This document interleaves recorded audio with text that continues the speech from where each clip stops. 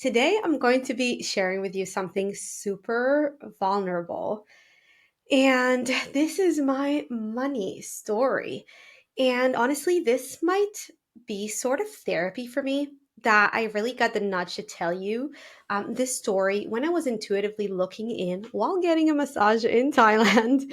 And I really think this will help both me just to process through my money story, which started when I was really young, honestly, and continues to this day, and will also help you listeners as well. So, just by starting out, I will tell you that I was really debating whether I should share this story or not.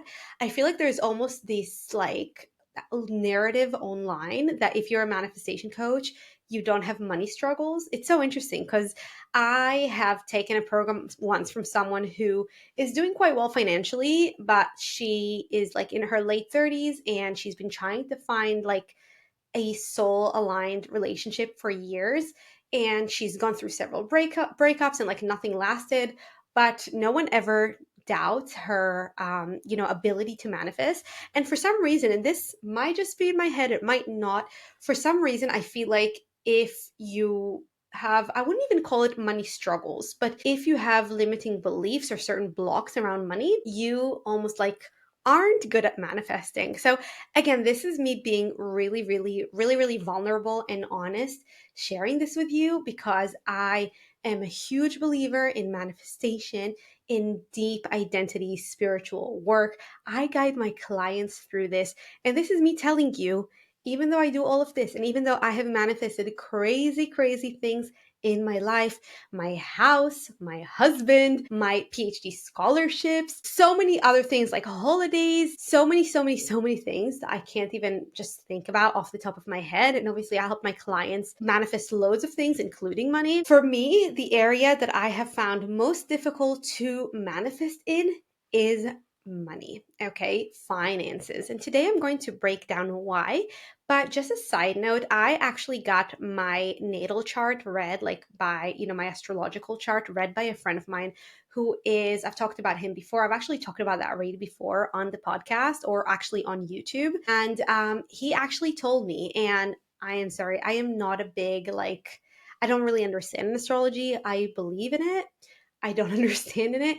But essentially, we all have like one star that the house that it was in when we were born is the house that we are going to learn hard lessons in. Now, I think there are 12 houses in astrology. Each one is kind of connected to a different area of life. And unsurprisingly, my that specific star, I cannot remember what it was. It may be Saturn, I'm not sure, is in my second house, which is the house of finances, money, and resources. So when I got that read, I was like, yeah, that makes sense. This is the area of life where I have struggled the most of my life. I have had really, really tough lessons in this area of life, which I will break down for you soon. They started in childhood and they continued later on. And that makes sense to me. But equally, I am starting, and especially now being aware of it, I am starting to become grateful for it because I understand that through learning these really hard lessons, I will learn such amazing tools and techniques that I know in every fiber of my being, I will teach thousands, tens of thousands, potentially millions of people in the future. So I am here in this lifetime to learn hard lessons. It's not really hard lessons about money. It's more like to achieve money in a way that is probably harder than it is for most people. And not just achieve money, but also hold on to it. But that is in order for me to channel the right tools and really practice the right tools that will help anyone, like anyone who has experienced such struggles. I will be able to help them. I actually already have a name for the program that I will run one day. But right now, I am honestly just taking you through this journey with me. And that's another thing. I feel like so many manifestation coaches just talk from like being on this pedestal of already having manifested the money, the business, the relationship, whatever it is. And something that I really want to do is really take people on the journey with me, like be there with me, see what I'm going through, learn from it. And I also think it's really cool when like people listen to this in like a year, 2 years, 3 years time, 10 years time, they'll be like, oh, that girl had her struggles and look where she is now. Okay. So let me just take you back to my childhood. I'm just gonna adjust the camera quickly. Okay, so I grew up in Israel in I would say like a middle class family. So both of my parents come from families that like had, decent money, especially my mom, like her parents, who are basically my maternal grandparents, both grew up very poor. My grandfather, I actually told this story in the past on the podcast. My grandfather worked extremely hard after his father died at 13 to provide for himself and his family. And he really built himself up to be quite wealthy, which is incredible. And then my paternal grandparents, who I didn't really know very well, they passed away when I was quite young. They also had like nice amount of money. My parents got married quite young, and both being both being quite spoiled. Their parents just bought them like a house without a mortgage. They gave them like money every month. So essentially, I grew up to a family where my parents had money, but they hadn't actually worked for that money. They just got it from their parents. Like they both kind of worked, but they didn't really have to worry about the money side of things, if that makes sense. And, we would go to hotels with my grandparents. And in terms of like childhood, honestly, up to the age of like 8 or 9, like things were good. I never felt scarcity, as far as I remember at least. There may have been like talks around money that maybe were negative, but obviously I won't necessarily like remember them. But things really started taking a turn when I was around like 8 or 9, I would say.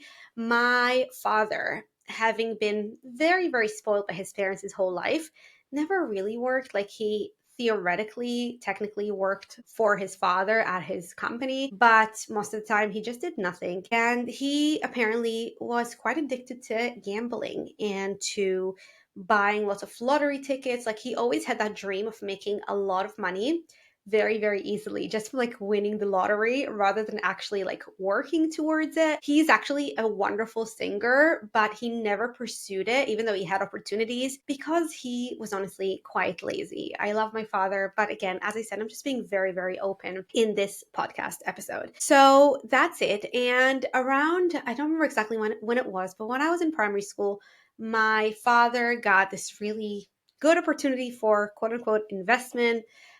This person like really convinced him, which by the way, that person, side note, I know I'm like adding loads of side notes, but this is just going to be this whole episode is going to just be tangents because this is just me telling my story. So just like buckle up, okay?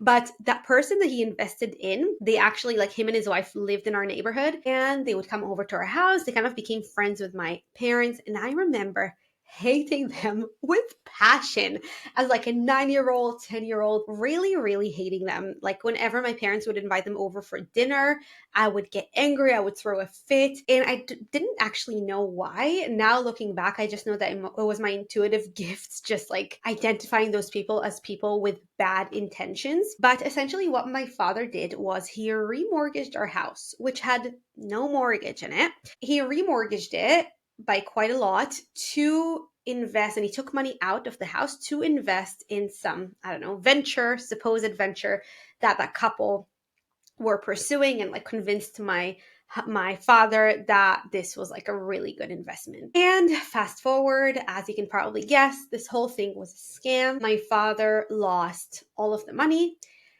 and my parents ended up losing our house and losing both of the cars. We would have like people knocking on the door like weekly, sometimes daily, asking for money that my parents owed them.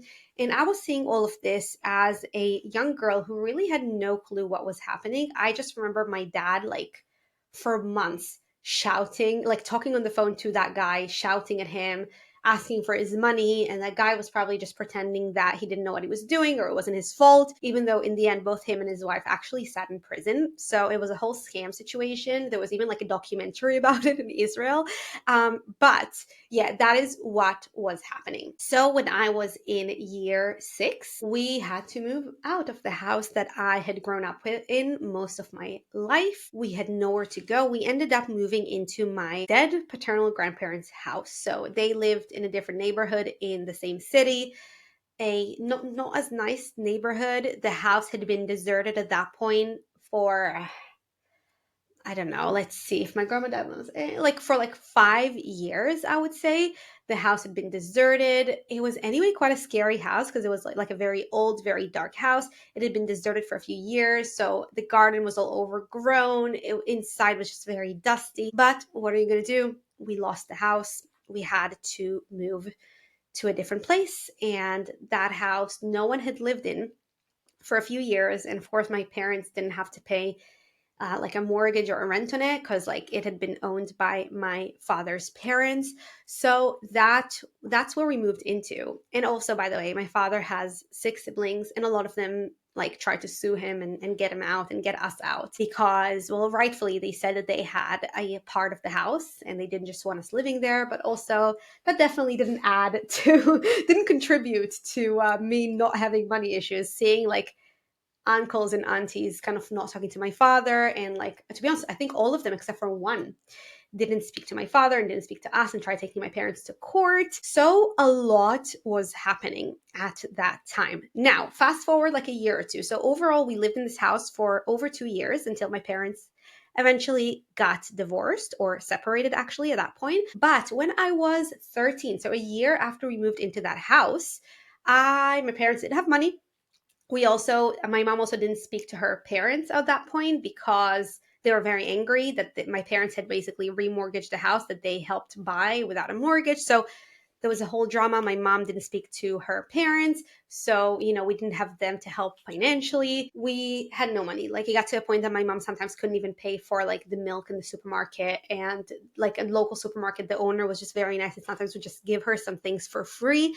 But yeah, in the summer had to work. I couldn't, even though I was only 13 and legally you're not meant to work before you are 14, I had to go out and work to be able to make some money. Now, I went and worked a cousin of mine was actually the manager of like a toy shop slash like stationery shop, especially like in the summer as people were like students were getting ready to go back to school. So I went and worked in his shop for over a month. Maybe it was even 2 months, I'm not sure. And I really hated it, to be honest. It was a lot of work. I was only a 13-year-old. Sometimes I would do double shifts, like literally 12 to 14 hours on my feet. I would see all of my friends going out to the beach, to the mall, to watch films, like in the cinema, and I would just have to work. And the whole summer, my father kept telling me that it might suck now, but when I get the money and I'll be able to use it on like, to spend it on like whatever I want, it will be worth it. And he kept pumping it into me, and like I knew he was right. And eventually I got the check, which was like honestly nothing when I look back. Again, I wasn't even legally allowed to work, so they paid me probably like less than the minimum wage, and they gave me a check. Now a 13-year-old doesn't have a bank account, so my father told me, and you could probably see where this is going. My father told me that like just asked me for the check. He said he would deposit it into his bank account, and whenever I needed some money, I would just ask for him and he would give it to me in cash. And that worked for a bit. But after I would say a month or two of like asking him for like the equivalent of like $20 here, $50 there, just to spend money on like either buying myself food like for school or going out with friends to like, I don't know, to have a milkshake or to watch a movie or whatever, like throughout the school year. After about a month or two, one day I just came to my dad and I was like, hey, can I get like another, like whatever, like $20 because I'm going out with friends? He was like, no, sorry, I don't have it. And I said, what do you mean you don't have it? It's my money. And my father, I'm getting emotional as I'm talking about it because this is probably my biggest trauma. My father said, well, I had to use it because I am ill. He has Crohn's. So he said he had to use it on buying medicine for himself and buying cigarettes. And that was most of my work, like most of the money that I made from working 2 months in the summer at the age of 13, that was just gone. Like that was the money that was meant to sustain me for like going out with friends. Most kids at that age, their parents would just give them pocket money. For me, I knew I had to fund those, outings with my friends by myself, or like if I wanted like a piece of clothing or whatever, I had to fund it myself. And a month into the school year, or a month or two, my father told me that he had spent all of this money. That was a shock to me. And honestly, looking back, I was still talking to my grandparents a little bit and they knew about it. it wasn't like such a huge sum really for them, but for some reason no one offered to help me with it. Like no one said, here, just I'll give you some of it or whatever, which I know that my grandfather, and I'm not blaming him, I know he could have done very easily, but clearly this was a big lesson that I had to learn. And therefore, my soul, my creator field, God, like whatever you want to call it, just made sure that no one would help me. No one would make it easier. No one would just be like, here's the money that your dad took away from you. Here it is. Just like forget that it ever happened. Clearly, there was a reason for that. And I also want to say that at this point, I'm not angry with my father anymore. Like he is a completely different person now. He has been through a lot. We are pretty sure now that he was almost in a psychotic episode, to be honest, for like a year or two. I'm going to keep it quite like confidential because obviously I don't want to reveal too much, but since then, like in the last few years, he has been diagnosed with some like mental illnesses, which back then no one knew about. So I don't blame him, and also I just know that this is a lesson that I had to learn, in a hard way, but now I'm accepting it because this really built who I am today, and this is what's going to help me really learn incredible lessons about finances and about money that is really going to help such a big like population in the world, and I am really excited about that. Another like small I would say small quote unquote trauma that happened while we were still living in that house. So I would say about a year later, my mom was already made the decision to leave my father, and she told me that in confidence, and I was so happy because I knew she was like debating about it for a while. And honestly, like life was so chaotic in that house with my father. Like he was violent to us, like physically and also verbally. And especially to me being the oldest child, like I experienced a lot of that violence and aggression from him. And I was done. I was a 14-year-old, like ready for my mom to leave my dad and ready to just like get out. And my auntie, so my mom's sister, was actually about to get married at the time that my mom like decided to leave my dad, but we were still living with him and he didn't know. And she, at that point, had kind of gotten back in touch with her parents, and they were kind of helping her out behind the scenes to, set everything up so she could leave the house and she would have a place to go. And at that point, my grandfather actually gave my mom a bit of cash to buy me and my sister's shoes for my aunt's wedding. And we actually went, I remember, to like the city center, and we couldn't really find anything. So my mom just like kept the cash in her purse, and she said we would try again the next day somewhere else. And I remember like just chilling, doing my own thing in the house, and suddenly just seeing my father kind of like looking through something, looking a bit like suspicious. And then I realized he was like looking through my mom's bag. And I guess my mom, like her purse, and I guess she realized it at the same time. And suddenly she realized that he took all the cash and like just ran out of the house. And yeah, so he ran out of the house. I heard her like shout and cry and shout after him, come back, give me the money back. It's like for shoes for the girls, like me and my sisters. And he had just like run away. And that was shocking. I'm literally feeling my body like tense up and getting into like a freeze state as I'm talking about it. That was so shocking. I remember seeing my mom cry. Like my mom was crying really, really heavily. And she just looked like such a, I don't want to say victim, but she looked really fragile at that point. And I never had a good relationship with my mom. We now do, just in the last few years. But back then, we didn't get along. I didn't get along with either of my parents. Obviously, it was different circumstances with my mom and my dad. But with me and my mom, I guess it was just like a usual kind of mom daughter like clashes. Didn't get along with her. But at that point, I saw her like just looking so fragile, crying. I gave her a hug. And then I remember calling my grandmother. And while I was talking to my grandmother, I was hearing, she was next to my grandfather, and I was hearing my grandfather shouting in the background. And I was like, what is going on? So I was telling my grandmother about what had happened. She was like, yeah, I know, like your mom had already called us, and your grandfather is now like talking to your dad on the phone and basically shouting at him to come back. Eventually, I don't remember who it was, but someone just like found him in like the lottery shop or whatever. And I think he had already spent that money. But yeah, that's another situation that I remember very, very strongly. So as you can imagine, just from those two circumstances, I I experienced a lot. Okay. I experienced a lot with money, with beliefs around money. And soon I'm going to share with you kind of the shared lesson or commonality. But let me just continue taking you through my story first. So after that, my mom left my dad. They got separated. We moved. So my mom and me and my three younger sisters, we all moved to a rented flat that was like a few minutes walk from my grandparents' house, my maternal grandparents' house. And then things got a little bit better for a few years. So my grandparents, I love them. My grandfather passed away 2 years ago. I love him.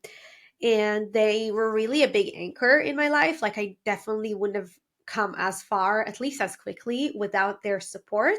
However, my grandfather, again, having been raised very, very poor, had his own issues around money and around control. And while, yeah, like we had, like we would go every day to them for like lunch and dinner, and they would buy us clothes and like pocket money I would receive. Like, I would still work in the summers, but they would still give me and my sisters like pocket money. In that sense, things were easier, but my grandfather was still very much needed control around money. So things didn't come easy. Like, he would only buy us things if like he wanted if he wanted us to have those things. And if I just wanted, I don't know, like a top that all of my friends had and he didn't like it, he was like, no way am I buying it for you, or you're not getting the money to buy it. And yeah, just a lot of stories. Like, my sister and I always joke that like we went on a holiday one year in the summer with my grandparents to a few places, and Berlin was one of those places. And we stayed at the Ritz-Carlton in Berlin, which was like, obviously it's the Ritz, it's like a beautiful hotel. And we were like, basically experiencing this like luxurious holiday. But my grandfather didn't give us a penny to spend on ourselves. So like, there was one evening, like he was just, I think it was afternoon, he was sitting in the cigar room smoking his cigar in the hotel, and my sister and I just wanted to like just walk around the like Platz is like the square, right? We just wanted to walk around, like see what's up. And we asked him if he could give us money just to buy a Coke Zero. And I'm laughing about this now because, like, it's quite funny. And he said no. He was like, I'm not giving you any money. And so we walked around the streets of Berlin, staying at the Ritz-Carlton and kind of scouting for coins on the floor to see if we could find enough money to buy ourselves a Coke Zero. So again, a lot of duality, a lot of issues around money, but overall things were okay. I went on to study in university, which I'm very grateful. Like, my grandfather paid for my tuition fees for part of them for my university. The other part I actually got a scholarship for, and he paid for my driving lessons, and he bought like my first car. Like, overall, I'm not complaining. Like, I was quite spoiled, and yeah, for a few years things were okay. But obviously the traumas that I had experienced living in the house with my dad, which by the way, I didn't talk to him for a few years after my mom left him. And those things left their mark, right? The body keeps a score, as we always say, and the mind keeps a score as well. So those things stayed very deeply rooted in me, those traumas, right? So at the age of 21, very young, I got married. So I met my husband when we were 19. We started going out. We got engaged a year and a half later, and we got married 2 years later. And for the first year, we still lived in Israel. My husband is from London. For the first year, we lived in Israel because I had to finish my BA. And then when I finished, we flew to London. We moved to London. First year that I lived in London wasn't great, money wise, relationship wise, everything. I was actually doing my master's at the same time in London, so I couldn't work. My husband like got a job, but then like which really paid him like nothing. Like, I think after paying rent and bills, we were maybe left with like £100 each month. So like, we really like didn't have much money. And a few months after, he kind of got the opportunity to take over this like restaurant cafe situation, which like the idea of owning your own business, and he's always been in the food industry, that like obviously seemed like a really good opportunity. So he left his job went ahead to start and like to try and take over this like little cafe.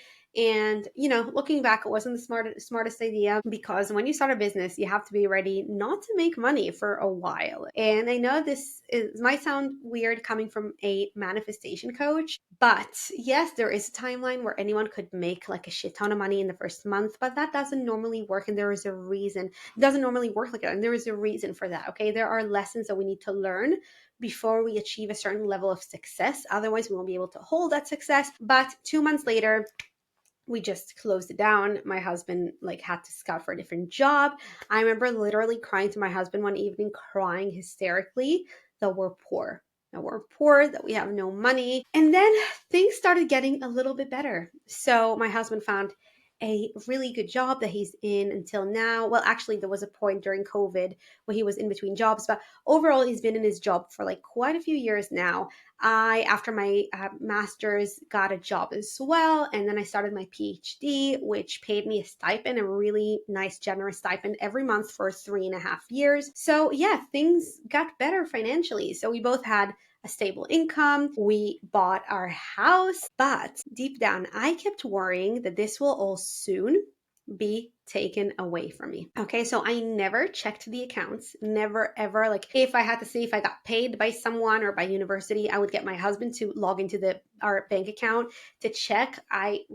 He's like really scared of just looking at my accounts. And also after moving into our house, like the house that we had bought, I was also splurging quite a bit because of that fear that soon the money won't be here anymore. So I won't say in general, I'm not a very materialistic person, which might sound quite weird because I do have this like aspiration of making a lot of money, right? Making a lot of money, being rich, being a multimillionaire. And I know I will get there.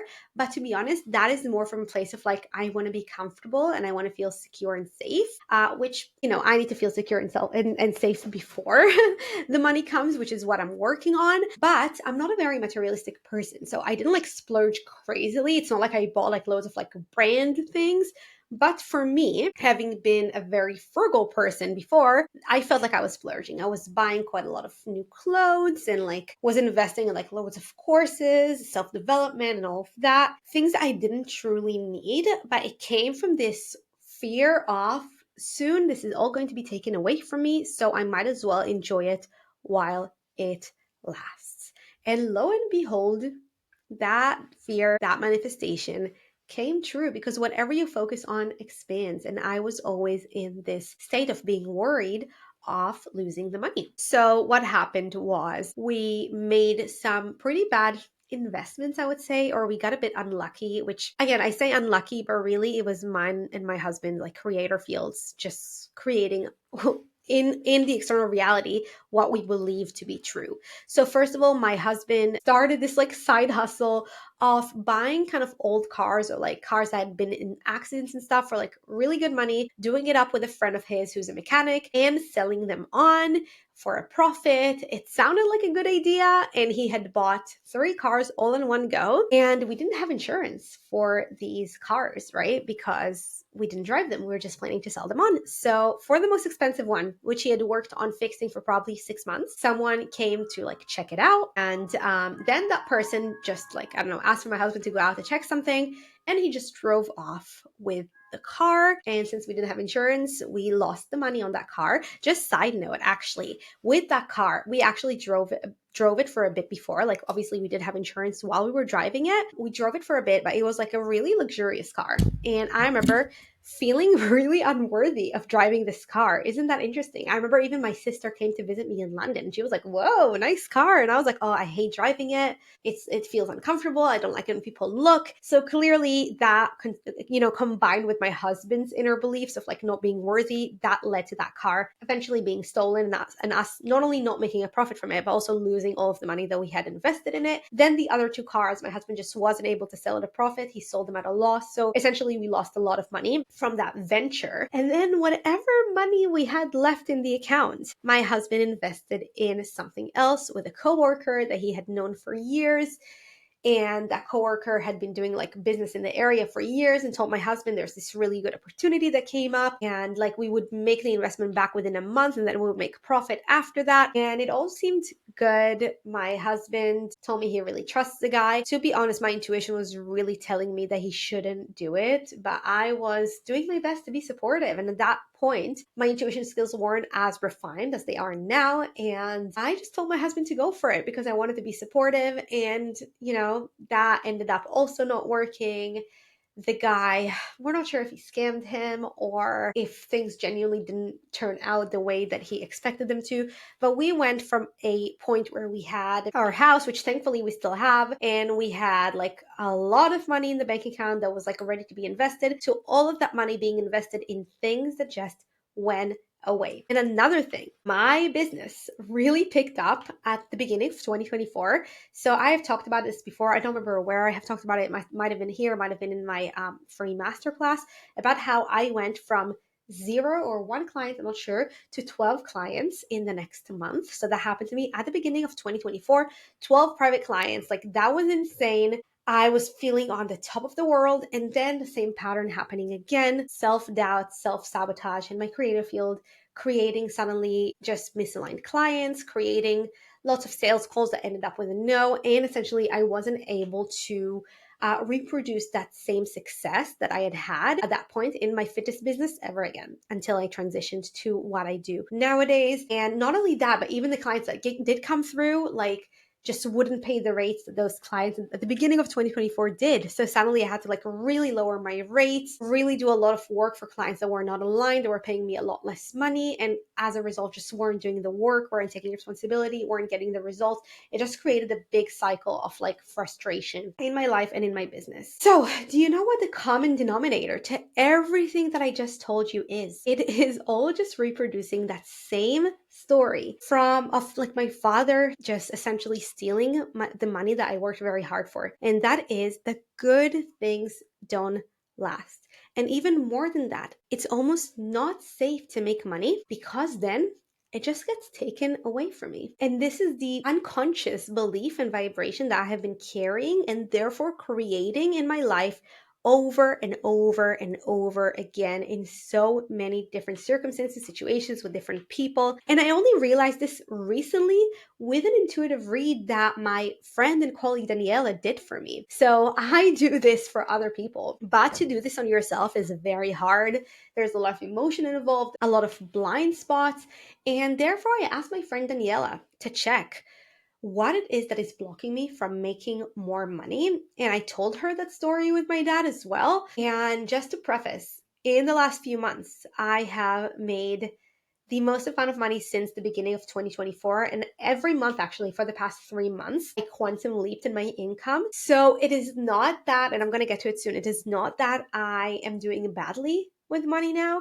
It is just that I really want to quantum leap and break my limits and make a shit ton. Okay, not just make something that's like nice. I just want to make a lot of money. So my friend Daniela did a read for me, and she told me that there is a big, big belief in me that it is not safe to make money because then it just gets taken away from me. So that is why every time I have like opportunities to really level up, to really like double, triple, quadruple my income, I self-sabotage. And she also gave me tools for that, which I will share with you soon. But beforehand, again, I do want to share with you that we are on the rise again. So I let go of most of my clients. I want to say it was in April.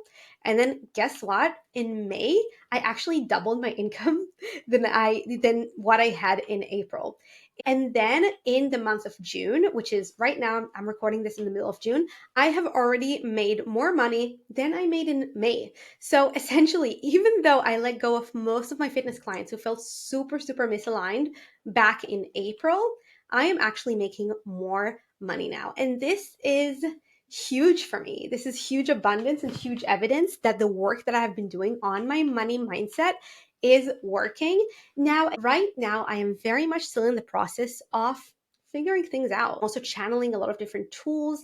I'm really in the mode of, I want to say learning, but it's not even learning from other people. It is learning from my own soul field, higher self field, from source. I am at this point where I'm just channeling so much information from the Akashic records as well that I'm just in this like almost, I want to say hibernation of just learning so much so that I can share so much of it with my clients very soon. So while doing this, I just knew that keeping my fitness clients, especially like those specific fitness clients, as I told you, who weren't paying me much, who were not ready to take radical responsibility, I just felt like they were lowering my vibration and my frequency, and I just couldn't handle talking to them anymore. So once their contracts ended, I just let them go. Or to be honest, with one, I even let her go mid-contract because I just couldn't bear it, and that is fine. So with mindset and manifestation clients that I still have, combined with intuitive read sessions, my manifestation mapping sessions that I do, my mini reading sessions that I do,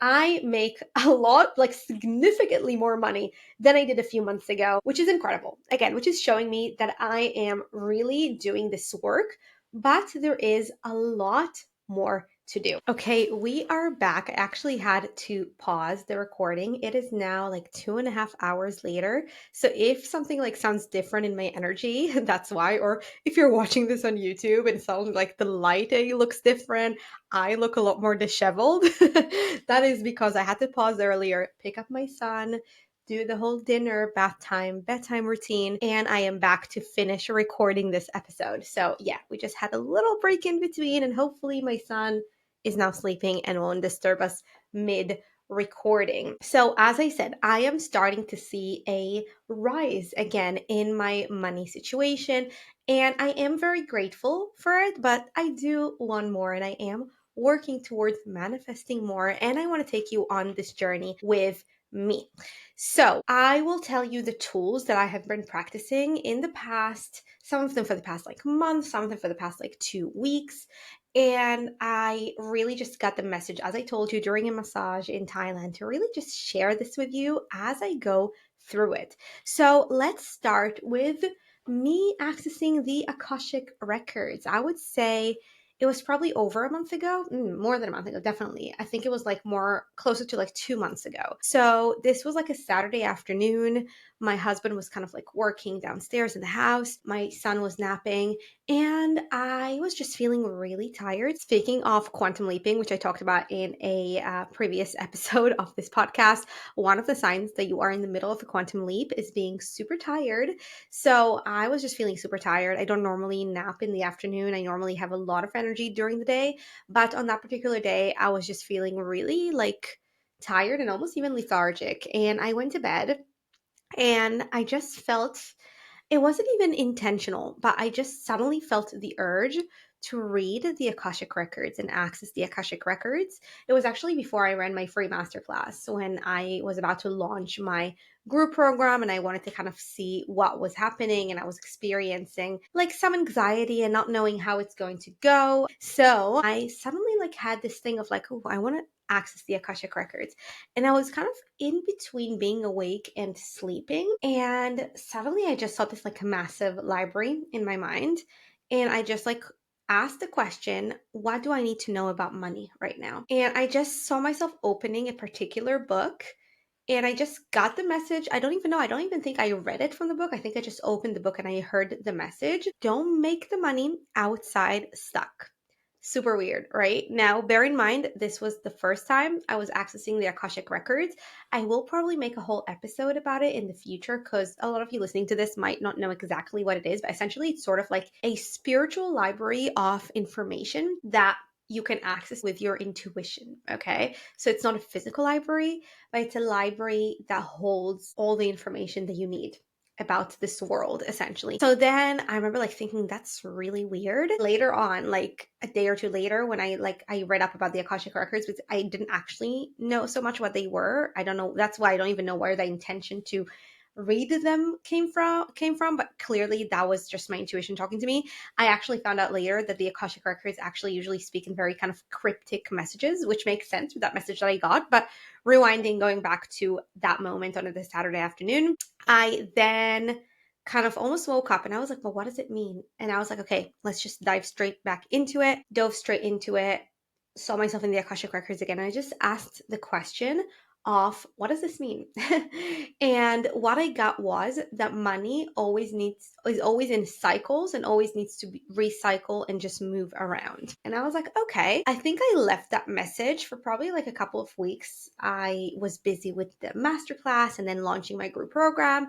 And I think a part of me was just like maybe not ready, or maybe like processing it in my subconscious mind. But a couple of weeks later, I suddenly just understood that what I needed to know about money at that point was that money is not stuck. So I have almost been walking around this belief that, like, someone's money is theirs and my money is mine, and almost like blocking myself from receiving more.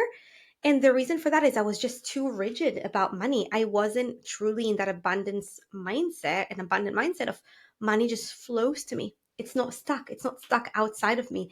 It flows to me constantly. So then one tool that I channeled on the day was visualizing how money surrounds me and surrounds just my house and surrounds wherever I am and wherever anyone is, like air. So I saw this vision and this visual image in my mind of literal dollar bills. And I don't know why they were dollars, considering I live in the UK and we use pounds here. But I saw just literal like dollar bills just flying everywhere, flying, surrounding me, surrounding the air, just like moving right to left, left to right, constantly. And I think it was quite a cloudy day in London.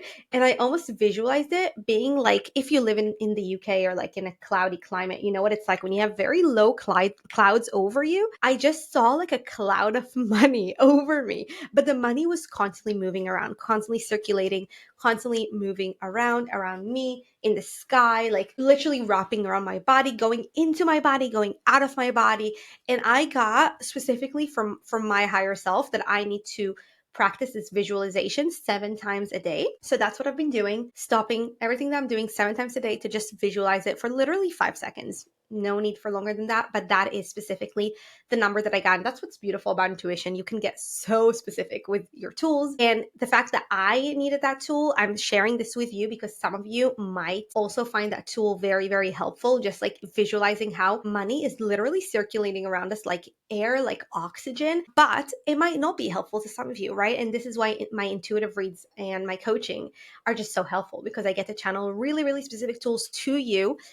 This tool is going to be helpful to anyone, but to some people it might be like 90% helpful, and to some people it might be like 10% helpful. And there are tools that will get you to your money goals faster, right?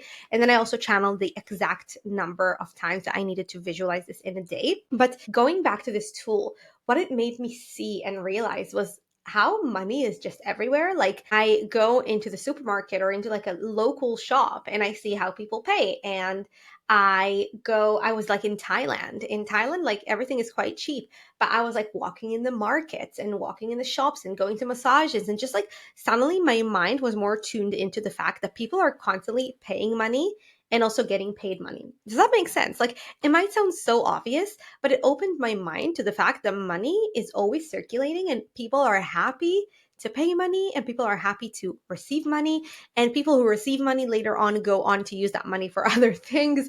And as I'm saying it, I'm like, this might sound so obvious, but this is something that my subconscious mind really needed to understand. To understand that money is not stuck outside. It's not like an external thing that is stuck somewhere.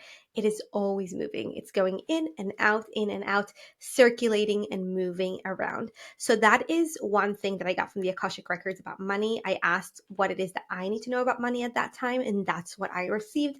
So this is what I am sharing with you.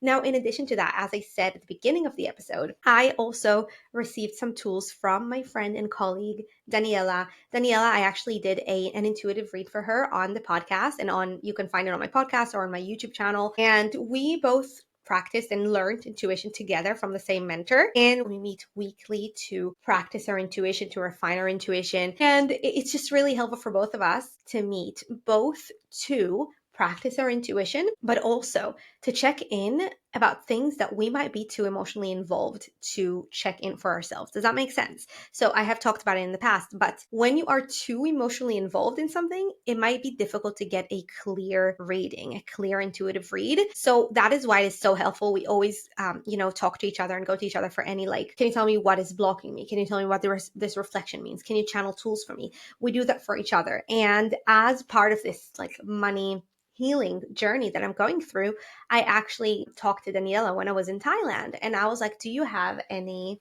tools for this? So as I said, when she heard my story with my dad, she was like, yeah, that's definitely your block. You just have this thing that you believe that it's not safe to make money because it's going to be taken away from you. And as we talked about, it's been reproduced a lot in my life. And then she channeled some tools for me, and I am going to share them with you. So I am going to open them. They're literally on the notes app on my phone, and I've been practicing them literally daily.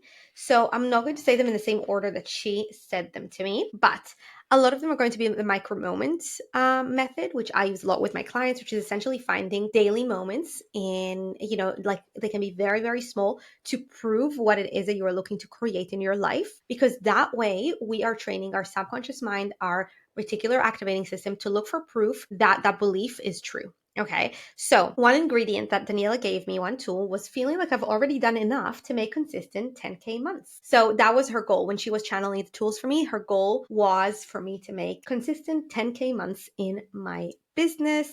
And so that was the first tool, feeling like I've already done enough. And every single day, I need to find 3 micro moments twice a day of feeling like I've done enough. And let me tell you, that is not easy.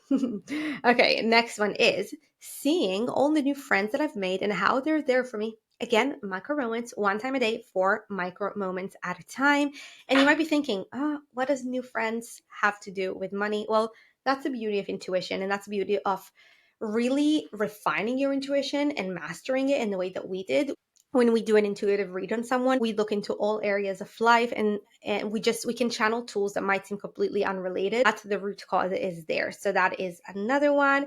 Another one is feeling how I give people exactly what they need with my processes. So people need exactly my process and not expecting myself to give more. So again, 2 micro moments twice a day of showing myself and finding moments where my clients really just benefited and profited from me giving them the exact process that I give my clients. Another one is feeling proud of what I have already achieved. And this was at least a list of 12 items that I need to connect to twice a day. The 5th ingredient is seeing and feeling how enjoying myself and life helps me up level. So how not working is actually helping me up level in my business. So this is again a list of 10 items that I need to connect to twice a day. And finally, and this is one that I recommend everyone does, is seeing and feeling all the abundance that I already have. So for me, this needs to be a list of 11 items. As I said, when we do intuitive reads, we get very, very specific. So this is 11 items that I need to connect to 3 times a day. And let me tell you, I wrote that list of 11 items, and out of those 11 items, 10 I didn't even have 5 years ago. And this is crazy to think about. Like, one item I had 5 years ago, and other than that, all the other 10 I did not have. And this shows me how much I have progressed and how much I have grown and how much I have quantum leaped in the last 5 years. And that's crazy because, yeah, in just like, I feel like in just a year or two, even 10K months are going to be like a thing of the past, right? Because we are working towards it. So these are the tools. As you can see, I am not gatekeeping. I am literally sharing everything with you on this podcast. And the final thing, the final tool, if you will, that I have been working on. So this is going back to when I was in Thailand. So we got back a week ago and we got daily massages in Thailand, which was beautiful. It was so nice. So when we were there, on one of the massages, so I mostly got like Thai massages, which literally like rip you apart. As someone who strength trains 4 times a week and runs twice a week, like I needed that. But there was one time when I just really wanted to just take it easy. So I asked for an oil massage. And it was just like, yeah, it was just nice. It wasn't like intense massage. It was just a nice massage. And at that point, I was feeling like I really need to connect to my intuition because while the holiday was beautiful, it was me, my husband, my son, and my mom like 24/7 with each other. So, I mean, we did get a nanny for my son, to be fair, but even when we weren't with him, I was either working or we were like going out for dinner or again going out for a massage. So I just really set an intention at the beginning of that massage session to receive messages that I needed to receive. So I got into the deep, relaxed state of the massage, which definitely helped. And then I asked, and I actually wrote it for myself straight after the massage so that I don't forget. So I'm just going to look for it and I'm going to get back to you when I find it. Okay, so I found it. So I wrote to myself, I asked Source for a truth about money. As you can see, I am on a mission to figure things out for myself and so that I can help so many other people, specifically with money blocks. So I asked Source for a truth about money. I received that it is always available to those who are open to it. So that's what I heard. Money is always available to those who are open to it. So I asked, how do I become open to it? Source answered, become a channel to receive. And then I asked a few more questions. This is what really led me to a download about me needing to connect more to my feminine energy. So if we talk about being a channel to receive, an open channel, that is very much feminine energy, right? Masculine energy is all about go, go, go, setting intentions, going after them, whereas feminine energy is more about receptivity, being open, being just being, right? And in that way you become a channel to receive. So from there, I got this download that I just really need to explore feminine energies more.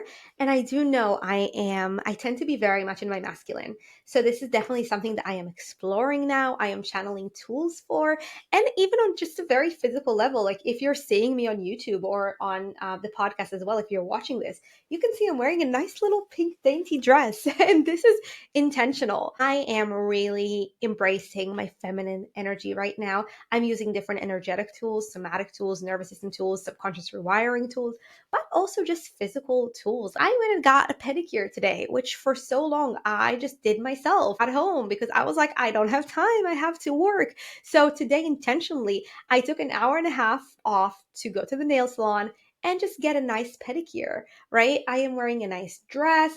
I'm going to be ordering a few clothes that are just a bit more, will make me feel a bit more in my feminine energy. So yeah, this is where I am now.